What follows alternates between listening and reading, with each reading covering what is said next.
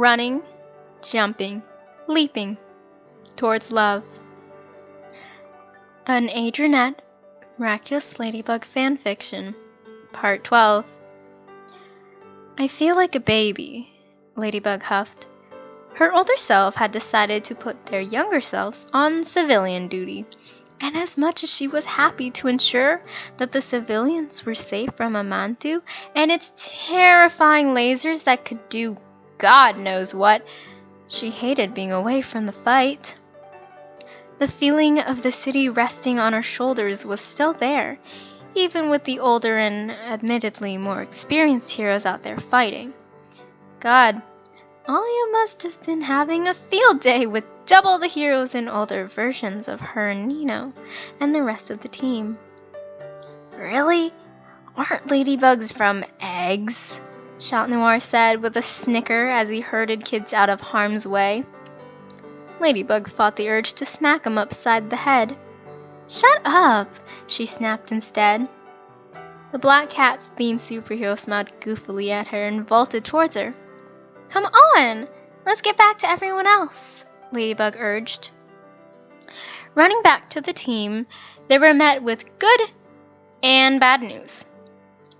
Good news is, the lasers don't actually hurt anyone, it just erases their memories, Bunnock said, pointing towards a bystander on the ground looking dizzy as can be and very confused. Bad news is, the lasers make you forget everything. Bunnock then pointed to Kim, the present non-adult version, on the ground dazed. And next to him was the adult version, who looked equally as confused. Oh, right, our team's gonna drop like flies if your younger versions get hit, Ladybug said, inhaling sharply. She scanned around for Alia and Nino and everyone else. We got them out, don't worry about it. Kim, however, started screaming when we tried to move them. The both of them, Alex said with a fond smile. She probably missed the childish Kim, though that was to say that the adult Kim wasn't a huge baby either, which, well, he was. Where did it go? Ladybug said worriedly. Bunnock pointed towards an empty field. Forest, want to head there? The redhead said with a cheeky smile. The young Ladybug nodded. Very much so. The three superheroes went on their way to find the rest of their team. Of course, not before pushing both Kims into the middle school building. Yes, they were screaming, if one may wonder that. I take it you guys did the whole identity reveal, didn't you? Bunnock yelled as they ran. Ladybug's mouth opened in an O shape in surprise. Bunnock let out a tinkling laughter. Oh, come on, I hold the time, Miraculous. I know when these things happen, Alex said. Chat Noir just shrugged. Clearly he was completely on board with the whole let's know each other's identities thing. Big surprise. Kidding. I heard your conversations, Bunnock admitted before their attention was all drawn to the rather heavy fight happening.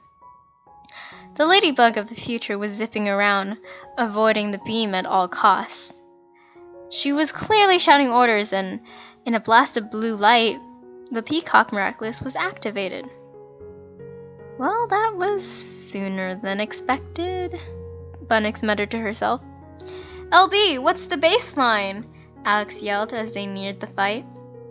The older Ladybug wiped her brow and narrowly moved out of a laser's way. Chat Noir of the future snarled angrily, or hissed if that's the cat equivalent.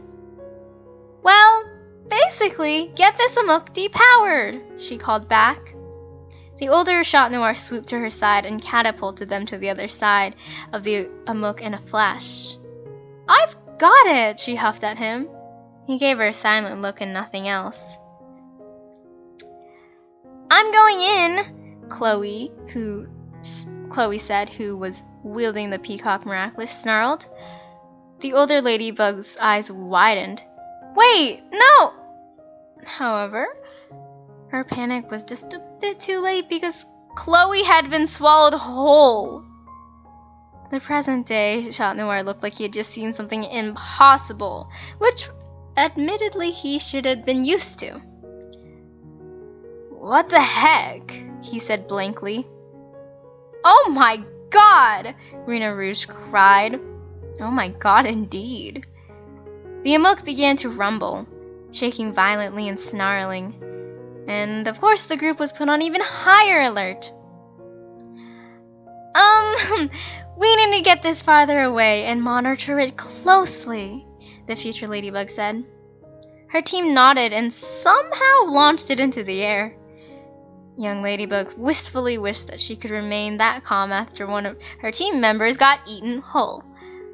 Then again, one day she would be, and that was a comforting thought. Again, they threw the purple blob and in turn Chloe into the air using a trampoline lucky charm. It bounced into an even a farther away open field that was used in the summertime as fairground. Young Ladybug and Chat Noir scampered to help. Suddenly, the mouth? Or whatever. The mouth of the Amok opened and out flew a small item that Carapace caught in midair before it slammed into a tree. What is this? He asked, looking at the bracelet, utterly confused. The future Ladybug snatched it from his hand. The missing goat Miraculous, she said, sounding incredibly relieved. The purple blob began to dissolve, and slowly but surely it was fuzzed and melted. It began to look fuzzed and melted to reveal Chloe, dressed in blue, panting, yes, but still standing. Figured it out, she deadpanned, detransforming with the simple speak of the words. The future Miraculous team cried out and hugged her tight. Oh my god, you're okay, they cried. Chloe said something snarky, making the whole group laugh, but she embraced them back.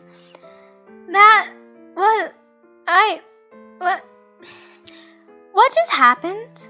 Young Ladybug said, detransforming herself. No idea, Adrientte commented next to her. Their older selves pulled them into a portal, and again, they were in the future. This is a whirlwind, Marinette muttered, and as soon as they got to headquarters, Ladybug demanded an explanation from Chloe. The blonde girl rolled her eyes. Well, I could sense another Miraculous in it, and that's why it's never been defeated. It's been feeding off the goat Miraculous's power. I got it out, and then I could stop the Amok, Chloe responded easily and almost in a bored tone. Next time you do something rash, let us know beforehand. Going in blind isn't going to do good for anything. But I am glad you're safe and saved the day, Ladybug said strictly. Chloe rolled her eyes and brushed past everyone, saying, yeah, whatever. But there was a hint of a soft smile on her face that told Marinette that she wasn't so indifferent as she was trying to act. Alex turned towards Adrientte and Marinette next. You two need to get back to your own time. And, what are we gonna do about your memories? The redhead thought hard, one hand on her chin. Alia cleared her throat and began to wave the goat Miraculous around. Good thinking, Alia, Ladybug said with a smile. The brunette handed her the Miraculous, and she walked over to the younger versions of herself. Now, the goat Miraculous can manipulate memories and block them and create them whatever. Those lasers make a lot more sense now. I'm going to have to block some memories of what happened from your mind. I'll keep in some stuff, like how you guys discovered your identities, but you're just gonna think that it was a normal Akuma, not an old Amok battle from the future, Ladybug said, an amused smile playing on her lips as the Chat Noir of the future began to whistle to get everyone's attention. Can we please tell them? I mean, they're gonna forget it, he begged. Ladybug looked skeptical, but ultimately agreed. Tell us what? Adrientte asked eagerly. His older self looked like he was about to explode from joy. "You're married!" he cried, pointing to Ladybug. She hit her forehead and groaned. "What?" Adrientte shouted and jumped up into the air. Marinette, however, was still. What? What? We're married? Not that she hadn't thought about marrying Adrian, but it had always felt like a dizzy daydream rather than something that could actually be real. Yes!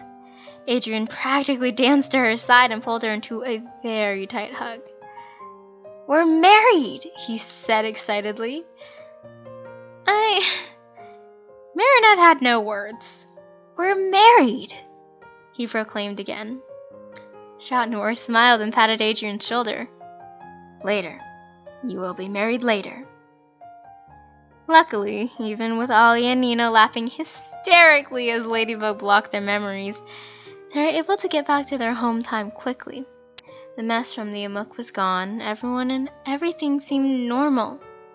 And Adrienne and Marinette were still under the impression that they had just discovered each other's identity at a random and normal Akuma attack. Who knew this would have come from a simple track meet?